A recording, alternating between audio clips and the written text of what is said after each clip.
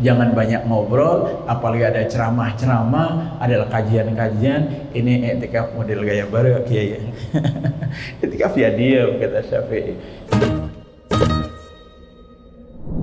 Ada ulama-ulama yang melihat atau bisa melihat Lailatul Qadar itu setiap saat, Bapak.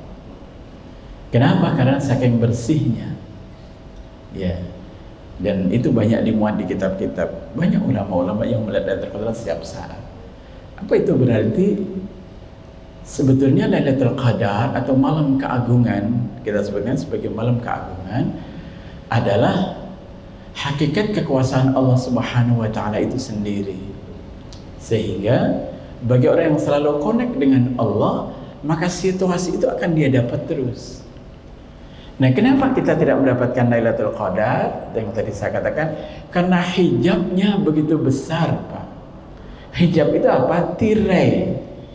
Tirai yang besar yang menutup kita itu yang pertama adalah tentang ma'rifatullah, pengetahuan kita terhadap Allah Subhanahu wa taala. Nah, kita itu kan mengetahui Allah hanya sekedar nama, sekedar sifat-sifatnya. Sementara af'alullah 'alal ibad, pekerjaan Allah terhadap manusia tidak kita renungkan mendalam. Allah itu kan khalik, selain Allah adalah makhluk. Makhluk Allah itu besar sekali. Planet raya ini belum selesai, Pak, dicipta oleh Allah. Karena terus beranak, tidak akan terjangkau oleh pikiran manusia. Bumi ini kecil, sementara Allah mengurus alam raya yang begitu hebat. Mengurus bumi ini tentunya mudah. Allah mengatakan, kulla yaumin huwa fi sya'an. Setiap saat Allah sibuk. Nah, mengurus bumi dan isinya ini kecil bagi Allah. Termasuk ngurus perilaku kita, termasuk ngurus pekerjaan-pekerjaan kita. Ada kalimat begini dalam Al-Quran, Pak. Wa ma ramaita idh ramaita walakinna Allah rama. Kamu tidak melempar saat kamu melempar, hakikatnya Allah yang melempar. Apa itu artinya? Pekerjaan kita ini adalah simbol, hakikatnya yang menggerakkan, yang memberikan hasil atau tidak, itu adalah Allah. Kemudian Allah mengatakan, wa ma qadarullah haqqa qadri. Mereka tidak menghargai Allah sebagaimana semestinya. Merasa kalau dia berhasil, gua nih yang pinter nih. Iya. Sehingga kalau gagal, kita menyalahkan A, B, C, D. Padahal kullu min inda, semua datang dari Allah, semua desainnya dari Allah. Allah yang memutuskan. Orang yang merasa dirinya memiliki sesuatu dan punya kemampuan sesuatu, maka dia ada hijab yang besar dengan Allah Subhanahu wa taala. Karena orang itu kalau berhasil dia bangga, kalau gagal dia kecewa. Padahal inna awliya Allah la khaufun alaihim wa lahum yahzanun. Semuanya kekasih Allah itu la khaufun, tidak ketakutan sedikit pun. Kasus demi kasus, masalah demi masalah, dia nggak akan ada ketakutan. Kenapa? Ada payung yang sangat kokoh, payung ampunan, payung ridho, payung rahmat dari Allah Subhanahu wa taala. Gitu. Jadi ketika seorang hamba itu tidak mengagungkan Allah Subhanahu wa taala, maka dia pasti mengagungkan dirinya sendiri, sehingga ibadahnya, keimanannya, doa-doanya tidak akan sempurna. Kalau begitu, bagaimana sekarang kita membuka diri istighfar kepada Allah? Ya Rabb, selama ini aku tidak memperhatikan Engkau dengan seksama. Aku masih mengandalkan kemampuan diriku, mengandalkan kemampuan bosku, kemampuan perusahaanku dan seterusnya.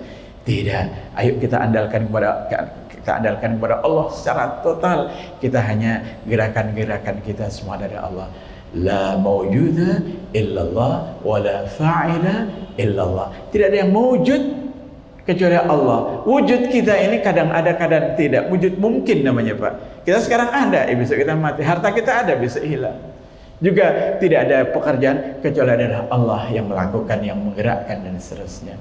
Jadi yang pertama, yuk kita buka hijab itu. Itu baru hijab dengan Allah. Bagaimana hijab dengan orang tua yang dulu pernah kita sakiti. Bagaimana hijab dengan istri yang sering kita suruh, kita nggak pernah terima kasih. Sering terima kasih apa nggak sama istri? Ma, terima kasih, ma, terima kasih, ma, ya Rabb. Padahal istri kita suruh, mungkin lebih capek dia daripada kita, kan gitu.